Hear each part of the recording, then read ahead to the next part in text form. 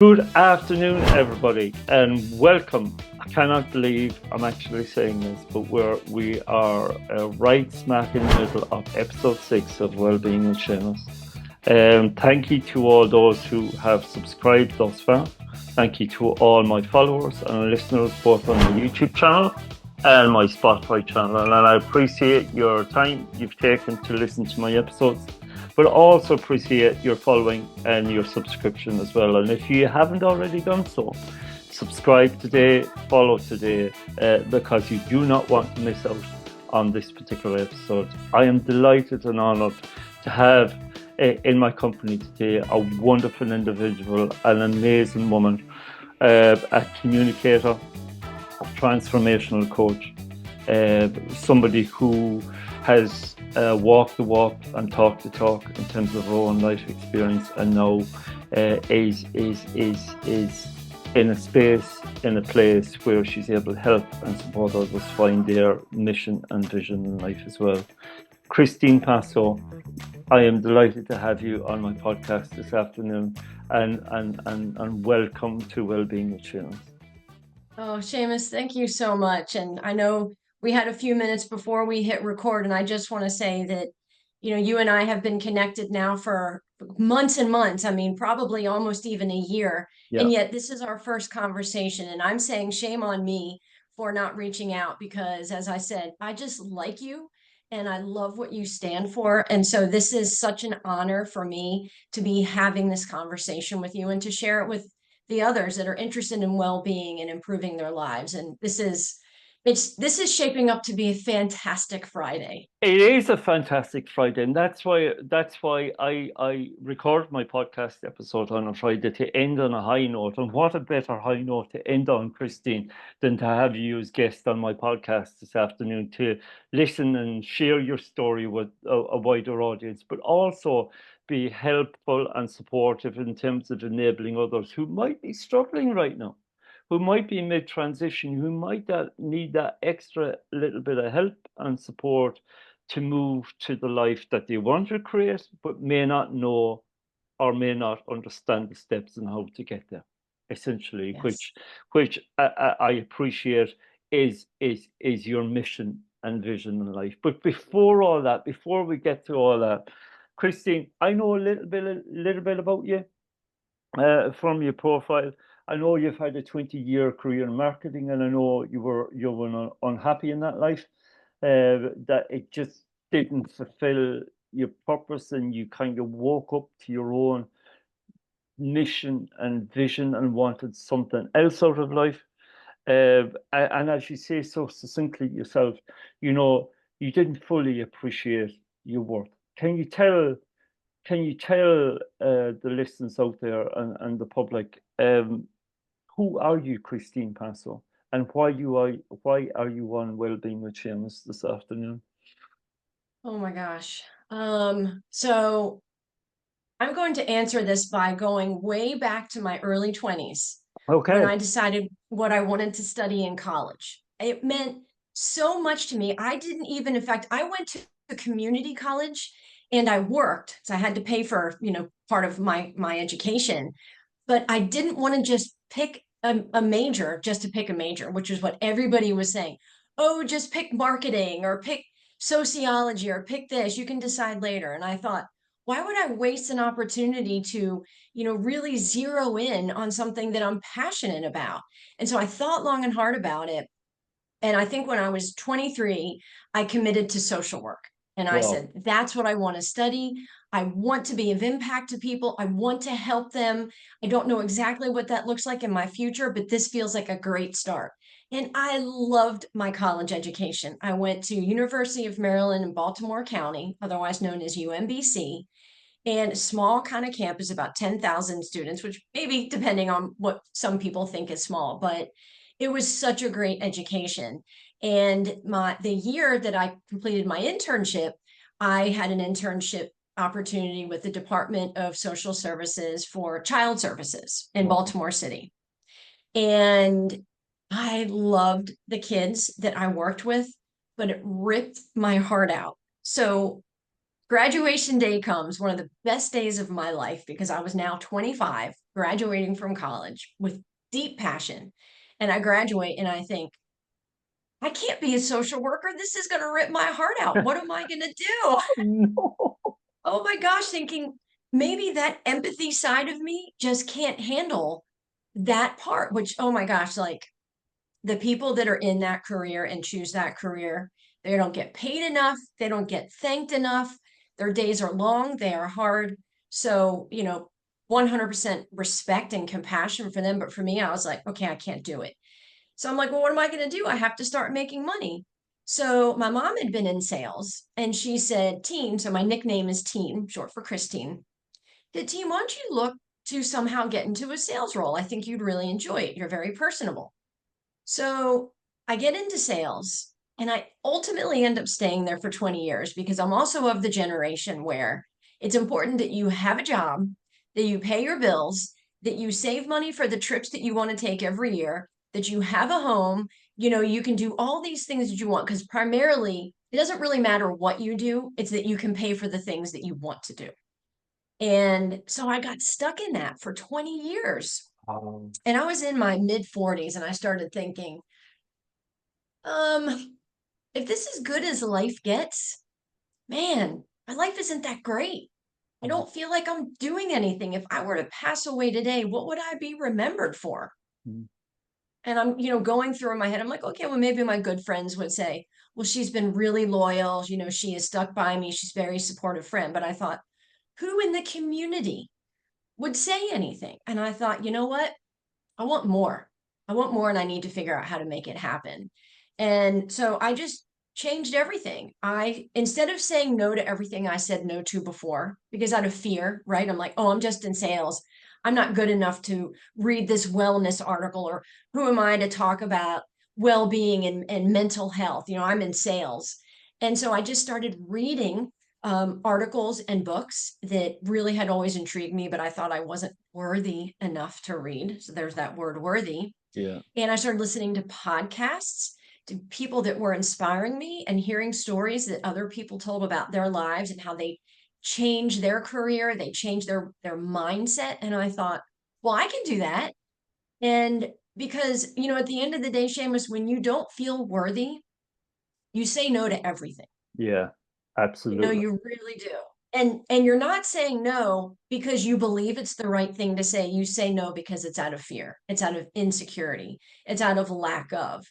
And wow, I mean, I didn't want that anymore. I wanted to feel like I mattered to myself, right? I mean, that's where it has to begin. We have to feel like we matter to ourselves first before other people can recognize what we have to offer. And so I realized that in the journey. And, for a few years, I've talked so much about transformation, transform your life. And I know that you're also a transformation coach. And I was really leading quite heavily on that. And it dawned on me about a month ago. I Mm. thought, wow, that's kind of petrifying, right? So here I am as a coach, Yeah. like telling people, writing posts, trying to encourage people to say, by saying, transform your life. It's frightening. I wouldn't be surprised if people were like, nope, I'm out of here. Right. I mean, it's too much. And so I've realized, I'm like, this whole cycle that we've been in with COVID, I mean, everything changed. Everybody changed. Yeah. And now we're a few years, in the clear, so to speak. I mean, because we're still getting COVID, but, we're not hunkered down anymore. We're not isolated. But I think, and I'll be curious to hear your thoughts on this, but I feel like a few years ago, when so many of us had the opportunity to say, I'm not happy in my life, I want to do something different, right? So they started exploring, but then the doors opened up and people were expected to go back to work. We were expected to know how to socialize again. We were expected to know these Yeah. things. And this year in particular, I feel like that movement of, I'm behind you, it's cool, don't worry about it, the majority of people are not supporting that. Yeah. And I feel like it's creating this feeling of grief because some of those people who started their journey, now they had the door slammed in their face and they're told, You're not allowed to do that anymore. You need to get back to life. You need to get back to being normal, who you were before. And Mm. I think a lot of people are now standing still thinking, who am I? Where do I go? Who can support me? And I feel like we're in this weird flux, but I'd be curious to hear your thoughts, now in a comment or whenever, but I don't know. So I'm honestly rethinking, that intense mission of transformation and Mm. more of just guiding through this grief, guiding through this confusion. And then let's Yeah. see where we get, right? Because you never know where you're going to end up on the other side. Nobody does. Nobody does. You're absolutely right, and I think you're absolutely right, Christine, and it's certainly reflected in the work I do. As a facilitator of change, and I see myself as a facilitator of change, and I see myself as a consultant who journeys with people. Now, that journey is different for every single person that I work with and every single organization that I work with. And you're absolutely right. I think we all went through a real intensity 3, 4 years ago with COVID and the pandemic that we all systematically had to change, right? Our behavior, to ensure that we kept ourselves safe and to ensure that we washed our hands, to ensure that we didn't mingle, to ensure that we didn't socialize. Stay at home, we were told. Protect the NHS, we were told. Save lives, we were told in this country. And you had similar messages coming through, in the general media in the States. So we did all that, right? We did all that. And in some cases, it was scary. It was frightening. It was meant to be scary and it was meant to be frightening. I think the language around that was very scary and very Yes. frightening. And we adapted, we changed, we developed our platform technology, which allowed this conversation to happen. Because 3, 4 years ago, we wouldn't have been able to have this conversation, right? Right. It would have been majorly difficult. So we did all that.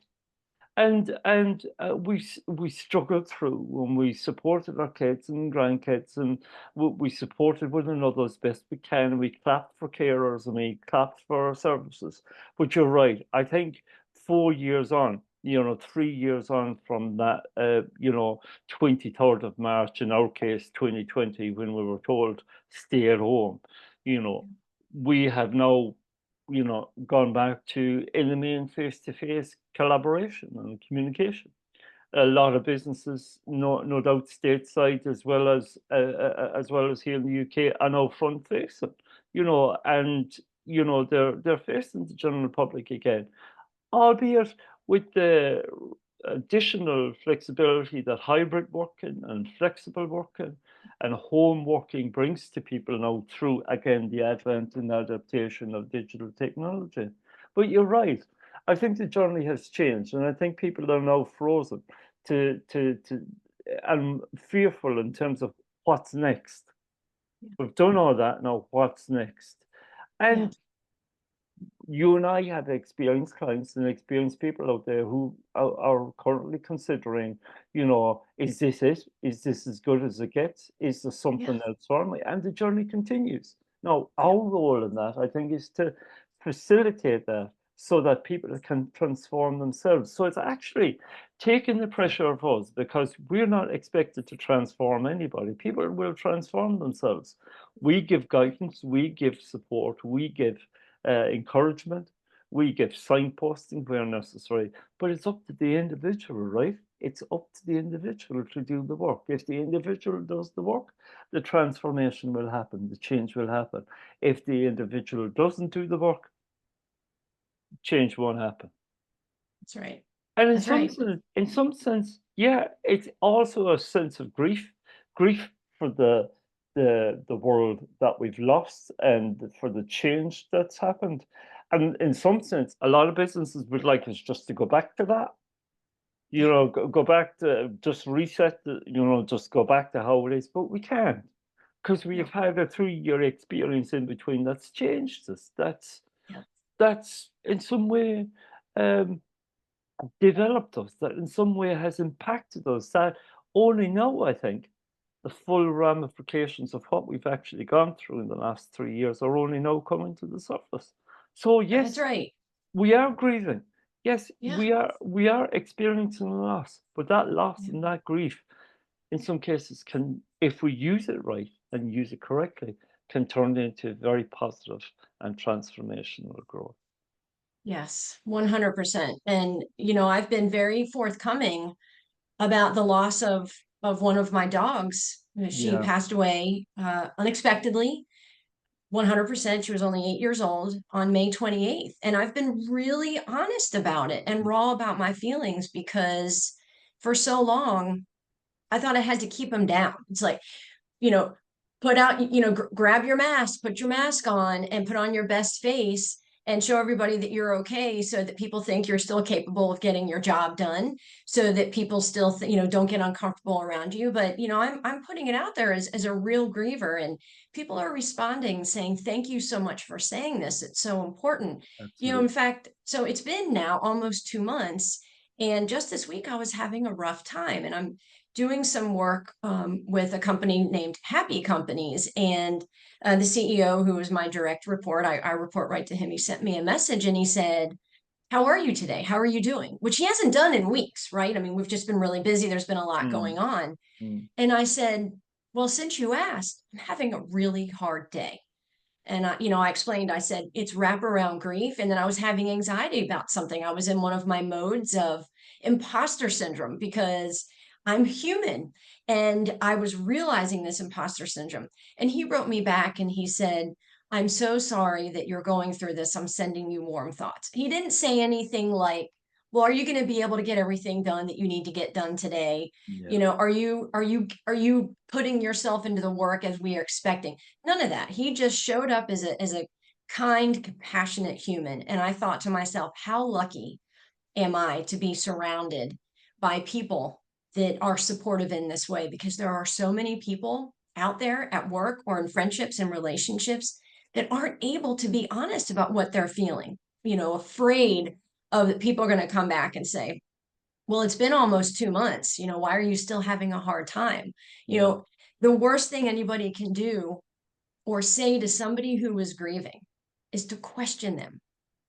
That is the most isolating thing for a griever. It's just accept and let it go. And that's what he did for me. And I just, again, given the grief that we talked about that so many people are going through, whether it's through death or trying to understand themselves or being stuck because they started the journey and now they don't know where to go, or they're not happy with themselves. I mean, this grief is all around us. And I thought, oh my gosh, I was just able to share my full heart.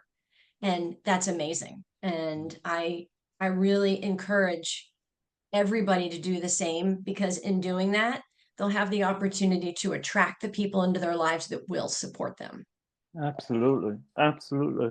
You know, and within your own mission um, and vision, you essentially have three pillars, as I understand it.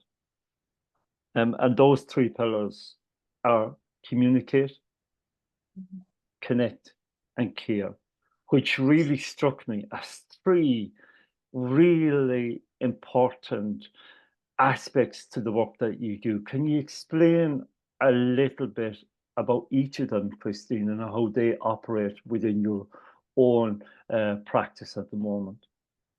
Yes, absolutely. So communicate, that's the first one. I'll go back to the example that I just shared.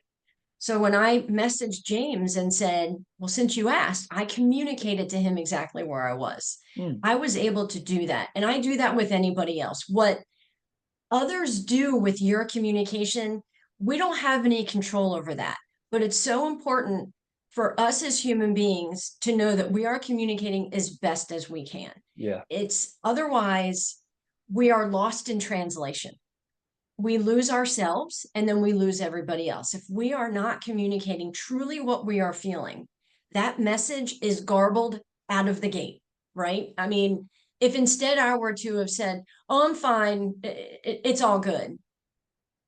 Now I'm questioning myself and I'm probably making myself feel inadequate because I'm having to fake how I really feel. I'm having to fake what I really want to communicate. So that communicate, um, the beginning of that, we'll call it a pyramid, an upside down pyramid, is so important. And again, if it doesn't come from us, if that communication doesn't come from us, again, we're fostering relationships that aren't real. We're just not sharing in a way that is even respecting those that we're communicating with. And then the connect part. So if we're not communicating honestly and from a place of true truth, then we're not going to connect with anybody. Like, think of how many conversations you've had with people where they are very surface. Most times you're not going to feel like you're going to connect. You and I, we connected almost before we even communicated. That's because correct. we were there for each other. It was immediately, I read some of your posts and some of your comments, and I knew before I even reached out to you, I like Seamus, and by, yes, and by sharing that with you, we connected. So 100%. that's an right, like, that's a place of honesty. That's a place of truth. That's a place of, I see you, I'm going to communicate how I see you, and we're going to connect because of that.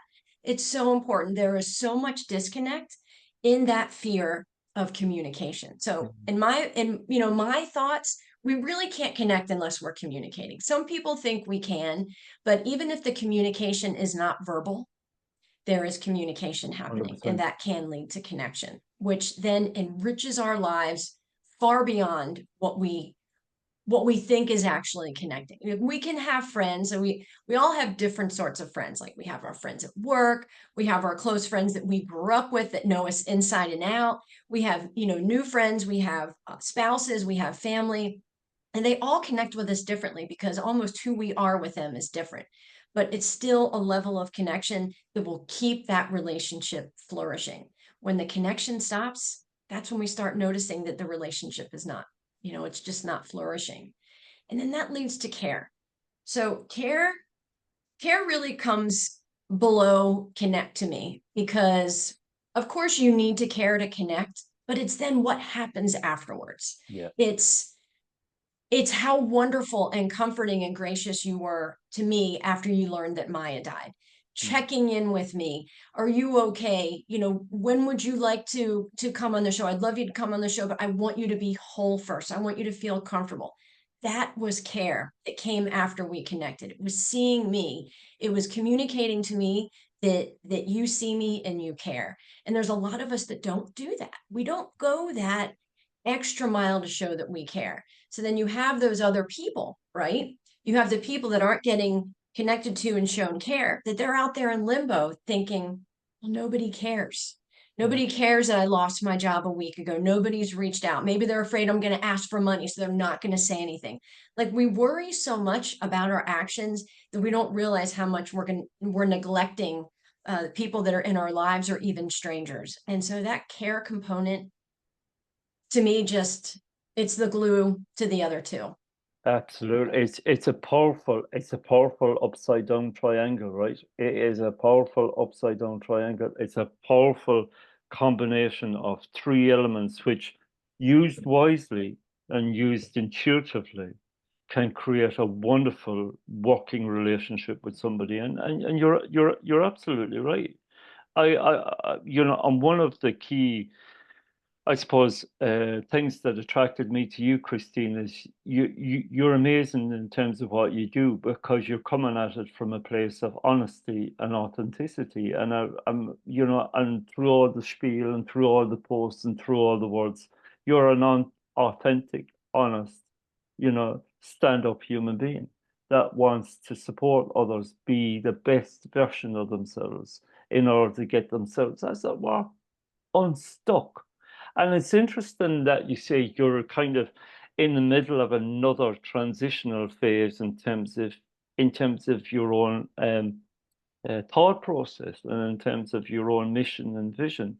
It was all about your transformation, this, and you're right. You're absolutely right. If you say, okay, I'm going to transform your life, chances are the best people out there will go, not today, thanks. I'm not going to take that on board today. Whereas if you say to somebody, what would you like to do? Where is life for you right now? What are the things that are going on for your life that you would like to adjust a little bit? Not transform, just adjust. Because there's little things that we all can do in our daily lives, right, that will make a huge difference. I'm reading a great book at the moment, Christine. I really recommend it. And I hope he won't mind me saying, but I'm going to do a little promo shout out to Dr. David Hamilton. No, please do. Yeah, he's just written a beautiful book called The Joy of Actually Giving, a F smiley face CK.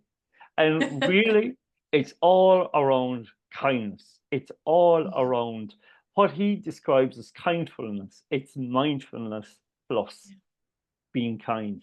And it starts with ourselves, right? It's not being hard on ourselves. It's seeing ourselves for who we really are.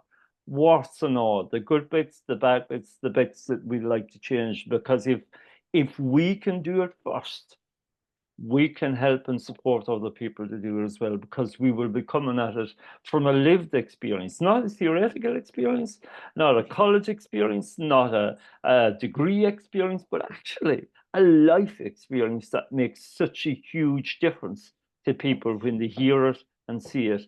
And your story in itself, Christine, is very transformational. What's been your drivers, Christine? What's kept you going? Because it sometimes can be a difficult place when you're a founder, right? When you walk away from that you were familiar with to something really unfamiliar. What were your drivers? Oh my gosh. Yeah. It's interesting because I go through cycles once in a while and I think, can I do this? Right? I mean, I'm a human being. I own my own company. Everything falls on my shoulders. But the day that I realized and decided that I was going to start my own company, be a coach, be a woman of support, talk about communication, talk about comfort, let it evolve, right? I mean, I think that's one of the smartest things I've done, which is don't have one idea and stick to it. Evolve with it. Where am I? What am I seeing that people need help with, right? That's what I'm evolving with. And it's challenging, but the only thing that is going to get in my way, it's not my income, it's not how many clients I work with, it's not any of those, it's me. Because the minute I stop believing that I can make a difference, the minute I stop believing that what I have been through, what I have studied, what I have learned, what I continue to grow with, if I don't think that that's beneficial to other people, and it's not even a matter of being like, oh, look at me, I know all of this, because I think that there's a misconception from some people that it's like, oh, look at her, she's always talking about what she can give. But those gives are gifts. I mean, they really are. I wish I had somebody that was gifting me in my early 40s, but I didn't. And Yeah. so what keeps me going is believing that I'm worthy enough, that You I are. matter, You are. right? And that my message 100% resonates with other people, other women, anybody that is seeking guidance, help, whatever it might be. I mean, I even just take a phone call with somebody just to take a phone call, because it's like, I want to get to know you. Where are you in your life? What's happening? What might you need help with? Maybe it's not me. Maybe we just need to be friends. I come to everybody that I meet with the idea of, where are you? And and where do you want to be? And regardless of who I am and what I do, I want to be a part of your life. I mean, it's just, whether I run my business into the ground with that mentality, it really doesn't matter to me, because the ultimate goal, which is what I decided when I was in my early 20s, is to be of impact to other people. Yeah. And that keeps me going, Yeah. period. Wow. Powerful. Absolutely powerful. And your own mission statement. Um, and you've said it yourself, and these are your words, they're not my words. These are very much your words. Is to nurture, empower, and uncover greatness in humanity, right? And I know you align yourself, particularly with women in the 40s, similar to yourself, who might be stuck or challenged in terms of where they find themselves at the moment. And do you find that post-COVID times have changed? you know, for women, is more expected, is less expected. You know, where's the dynamic currently in terms of that relationship? And I know women will struggle, mums will struggle, you know, to balance the responsibilities of work-based living and home-based living, and where you have that coming together in a hybrid form or in a flexible form. You may have some women working from home trying to look after children at the same time. So what are the challenges that you seeing at the moment, Christine? What are the big challenges out there for women at the minute? I'll tell you, last year to me was very different than this year. Last Mm, year, women were saying, I want to, yes, I'm in this, like I want to do something. I realize I want to make changes. And then, kind of like I said earlier in the show, is I think people are stuck. I think that they're expected to be where they were before COVID, which, if you think about it, the expectations that are being put on women, men, whoever they are, mm, to go back to where they are is like asking an 18-year-old to go back to being 10. I mean, it just isn't in our chemical makeup to go backwards like that. So for women, I think so many women are kind of like, I'm not sure what I do, what I want, but I know I have to do these things. I have to be a mother to my kids. I have to show up for work. I have to pay these bills.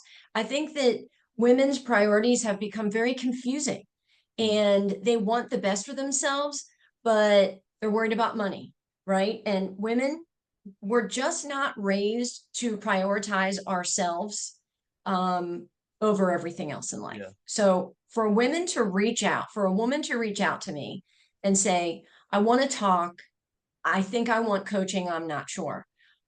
I applaud her so much, because just that step in itself is an indication to them, whether they coach with me or not, is that they want more for themselves. They have seen a vision of themselves that they could be more, and they want to know how to get there.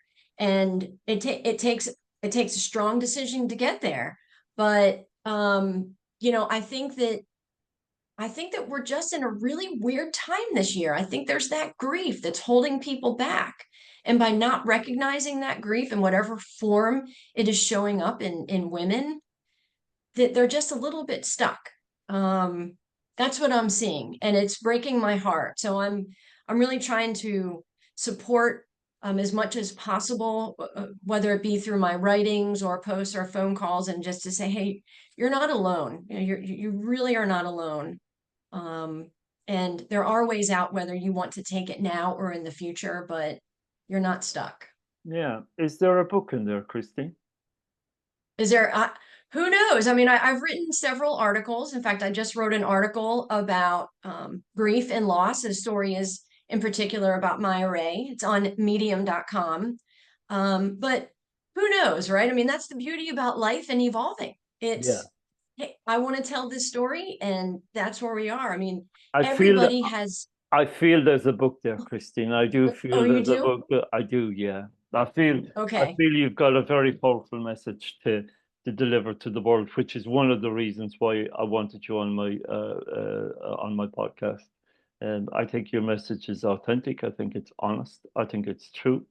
I think you know, women particularly need to hear it. That there is another way, and that you walk the walk and talk the talk, because you've done it essentially, Christine. You've transmuted your pain, you've transmuted your struggle, you've transmuted your difficulties into something glorious and wonderful, which is a business and an organization now that helps and supports others in order to make that lasting impact, which is wonderful to see. And I'm honored. I'm honored to be part of that this afternoon, and helping you to spread your message even wider and further afield into this wonderful global community we call this rock we call planet Earth. Really, to be honest, That's right. which is good. And I think one of the key things for me is that I recognize quite clearly now that one of the key big changes for me is that my as it were, my geography has changed significantly over the past 12 to 18 months. Now, I'm speaking to people on like yourself, who are at the other side of the Atlantic Ocean, right? Who are in a different state, who are in a different time zone, who are Totally thousands, different country. totally different country, totally different, territory.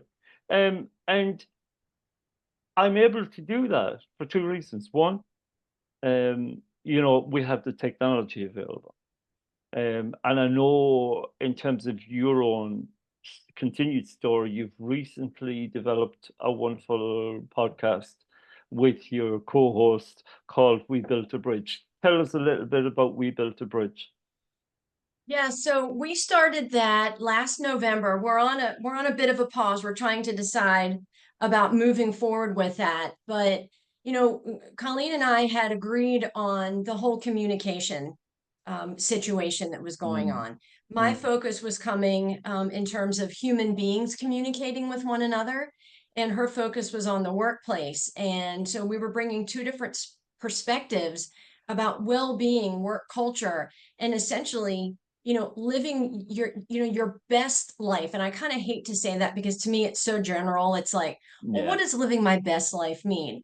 But it means waking up every day and feeling that you matter, knowing that you matter, realizing that every person that you talk to, you are touching that day. I mean, we have that ability to touch everybody and make, create an impact on their lives. And so that's what that show was about. And we recorded 18 episodes, and it's such an amazing opportunity. I mean, if you had asked me 3 years ago if I was going to record 18 episodes and offer them live and then record them, and I would have said no way. Like that, no, I'm an introvert. That is not going to be me. Nobody cares what I have to say. And it was amazing. And it just goes to show you that everything that we do in life takes us towards something else, or it teaches us something else about ourselves if we choose to accept it, right? If we choose to accept it. Okay. Finally, Christine, in order to wrap this episode, if I'm going to give you a scenario right? A scenario.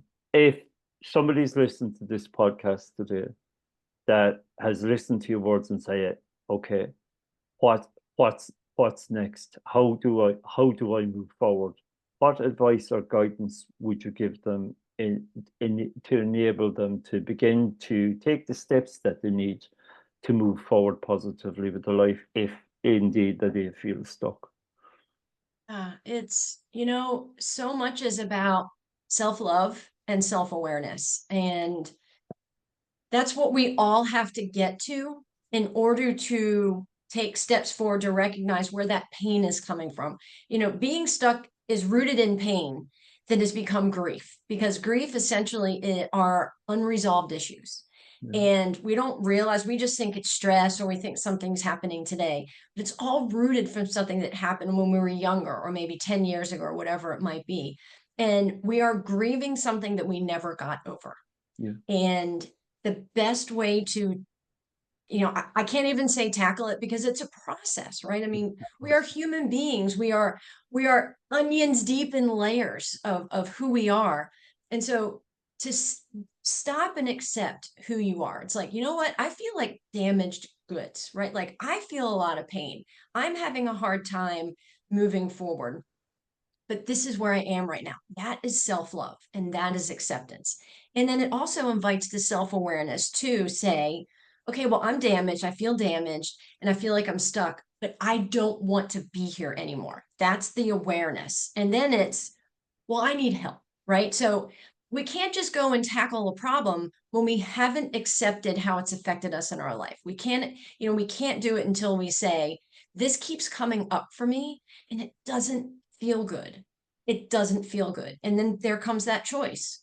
Okay, well, do I want to continue on that doesn't feel good route? Or do I want to try to take a step in a new direction? So honoring yourself, women, you're feeling stuck, honor who you are, honor that pain. It's okay. We're all in pain. We are all in pain.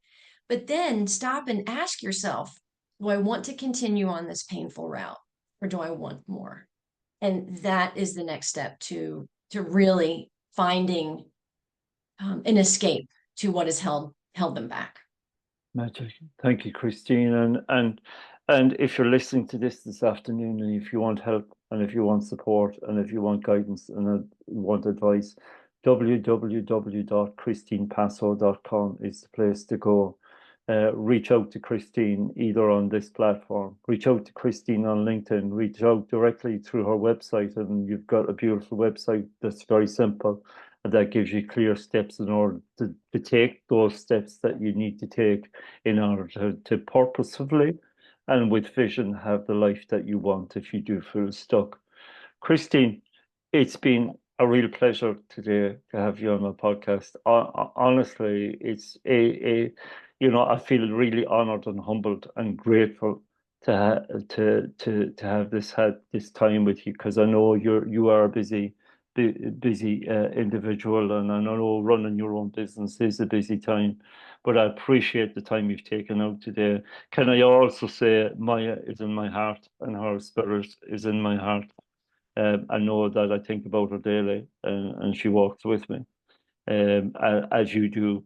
And I extend my support and my sympathy to you and to your family and to your loved ones on your loss, because I know, it's only been 2 months, but it's still very much early doors, and if you need help, and if you need support, and if you need a listening ear, now that you've seen me in the flesh and Yes. seen my face, and we've had that conversation, please reach out.